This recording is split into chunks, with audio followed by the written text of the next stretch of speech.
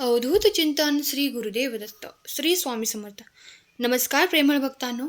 जर आपण कोणत्याही देवासमोर हात जोडून उभे असू आणि आपल्या मुखातून जर स्वामी समर्थ असे येत असेल तर समजून जा की आपण स्वामीमय झालेलो आहोत. आपण स्वामी भक्त झालेलो आहोत. स्वामी कुठल्याही रूपात येऊन तुला चमत्कार दाखवून जातील, तुला सर्व काही देऊन जातील. म्हणून विश्वास ठेव.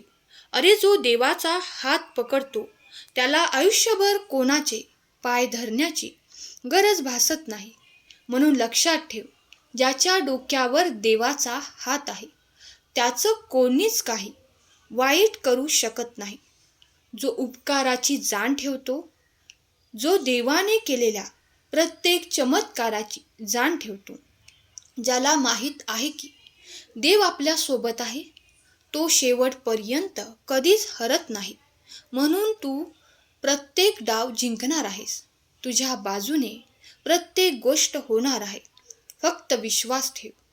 तुझेही दिवस बदलणार आहेत. बाळा, स्वामी म्हणतात, कोणी तुझ्या सोबत नसेल तर घाबरू नकोस. उंच उडणारे गरुड खूप कमी असतात, त्यामुळे त्यातील तू एक आहेस. तुला खूप उंच भरारी घ्यायची आहे. तुला खूप दूरपर्यंत जायचं आहे. म्हणून हा विचार करू नकोस की तुझ्यासोबत कोण नाही. तुझ्यासोबत मी स्वतः आहे. मी स्वतः तुझ्यासोबत चालत आहे. तू कर्म करत जा, फळाची अपेक्षा न करता. कर्म कर. अरे, कर्म करणं हे तुझं कर्तव्य आहे आणि तुझ्या कर्माला योग्य फळ देणं ही माझी जबाबदारी आहे. म्हणून मी माझी जबाबदारी योग्य पार पाडणार आहे. तूही योग्य करत राहा. तुला कोणाच्याही मदतीची गरज भासणार नाही. सगळे रस्ते बंद होतील तेव्हा फक्त विश्वास ठेव.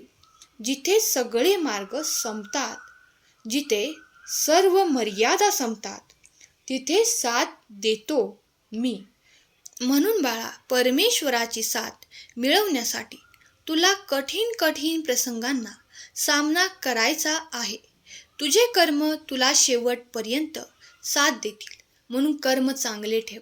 सरळ मार्गाने आणि प्रामाणिकपणे काम करून देखील संकटे येत असतील आणि जेव्हा मदतीला कोणीही येत नाही तेव्हा कोणत्या तरी रूपात स्वामी मदत करून जातील, हे देखील तुला कधी समजणार देखील नाही.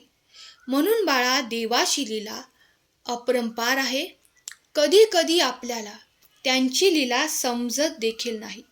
आपण फक्त आपलं कार्य करत राहायचं. ज्यांची लेकरे अज्ञानी असतात त्याला कधीच सुख मिळत नाही. म्हणून अज्ञानी राहू नकोस. फक्त शाळेत जाऊन ज्ञान मिळत नाही, तर प्रत्यक्ष अनुभवातून ज्ञान मिळत असते. हात जोडून देवाकडे वंदन कर आणि देवाला खूप साऱ्या प्रार्थना कर. देव तुला नक्की ज्ञानी बनवतील. बाळा, वाईट वेळेत साथ सोडलेल्या लोकांकडे लक्ष देऊ नकोस, पण ज्यांनी तुझी वाईट वेळेत साथ देऊन चांगली वेळ आणून दिली त्यांचे उपकार कधी विसरू नकोस. जोपर्यंत तू झोपत नाही तोपर्यंत स्वामींचे विचार नेहमी डोक्यात ठेव. झोपताना मन शांत होईल. जोपर्यंत स्वामी समर्थ तुझ्या सोबत आहेत तोपर्यंत तू कधीच हरणार नाही. ज्याचे कर्म चांगले आहे तो कधी संपत नसतो. सत्कर्मी माणसाला जीवनात अडचणी येतात, परंतु त्या सुटणाऱ्या असतात. या उलट जो दुसऱ्याला अडचणीत आणतो त्याच्या अडचणी आयुष्यभर संपत नाहीत. म्हणून कोणासाठी कधीच खड्डा खोदू नकोस, कारण ज्याच्यासाठी तू हा खड्डा खणणार आहेस तो तर पुढे निघून जाणार आहे, परंतु त्या खड्ड्यात तू स्वतः अडकणार आहे. म्हणून बाळा, जो दुसऱ्यांसाठी खड्डा खणतो तो स्वतःच त्या खड्ड्यात पडत असतो. म्हणून लक्षात ठेव, कुणासाठीही रस्त्यात काटे पसरू नकोस. त्या काट्याने तुझेच पाय रक्तबंबाळ होणार आहेत. स्वामी म्हणतात, चांगल्या लोकांशी देव परीक्षा घेत असतो, पण साथ कधीच सोडत नाही. वाईट लोकांना देव खूप काही देतो, परंतु साथ कधीच देत नाही. म्हणून तुला चांगलं माणूस बनायचं आहे. जरी तुझ्याकडे काही नसेल तर समजून जा, तुझ्याकडे देवाची साथ आहे. आणि ज्याच्याकडे देवाची साथ आहे तो गरीब कधीच नाही. तो जगातील सर्वात श्रीमंत माणूस आहे. पेढा कसाही आणि कुठल्याही बाजूने खाल्ला तरी गोडच लागतो. त्याचप्रमाणे नामस्मरणही आहे.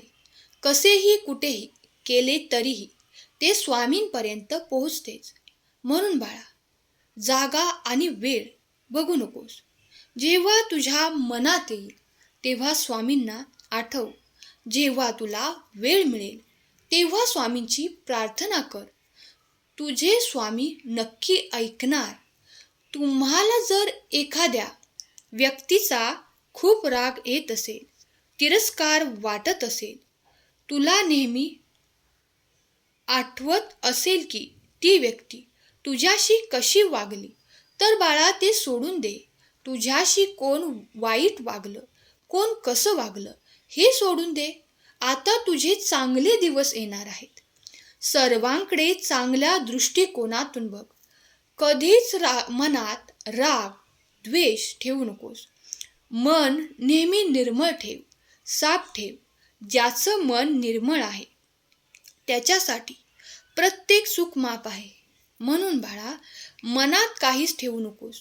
सुख आणि दुःख आपल्या मनात लावलेली दोन झाडे आहेत. आपण ज्याला जास्त खतपाणी घालू ते जोरात वाढणार आहे. खरे सुख आणि समाधान स्वामींच्या नामस्मरणात आहे. नियमित स्वामी नाम घ्या आणि सुखी होऊन जा. बाळांनो, स्वामींचे नाम हे नेहमी मुखामध्ये राहू द्या. स्वामी जोपर्यंत आपल्या सोबत आहेत तोपर्यंत आपल्याकडे सर्व काही आहे. म्हणून आपल्याकडे नाही याचं दुःख बाळगू नका.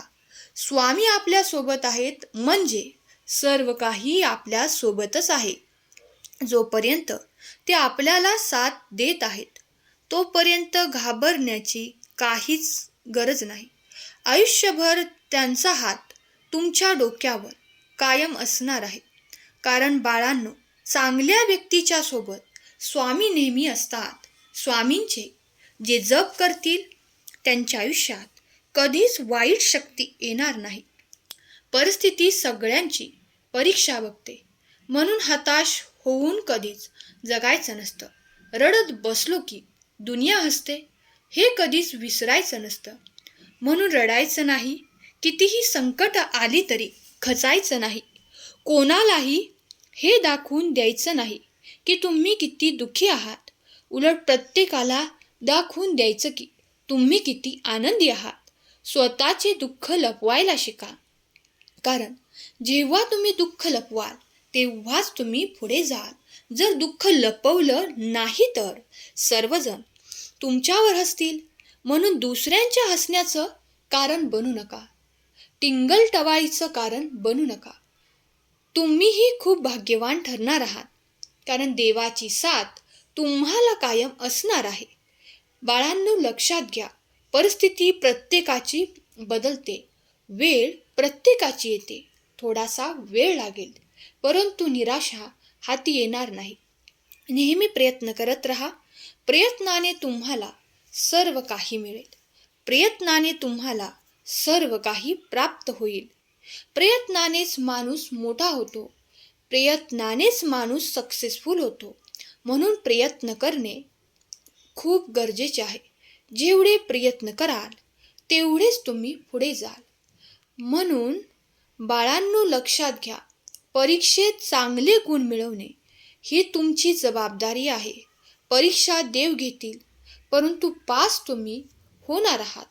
म्हणून या जीवनाच्या परीक्षेत पास झाला तर स्वामी तुम्हाला कधीच सोडून जाणार नाहीत. तुमची प्रत्येक स्वप्न पूर्ण होतील. तुमच्या मनातील प्रत्येक गोष्ट शक्य होईल. अशक्य ही शक्य करतील स्वामी. आजचा हा सुंदर भक्तिमय संदेश आवडला असेल तर या चॅनेलला सबस्क्राईब करा, संदेशाला लाईक करा आणि हा संदेश प्रियजनांना शेअर करायला विसरू नका.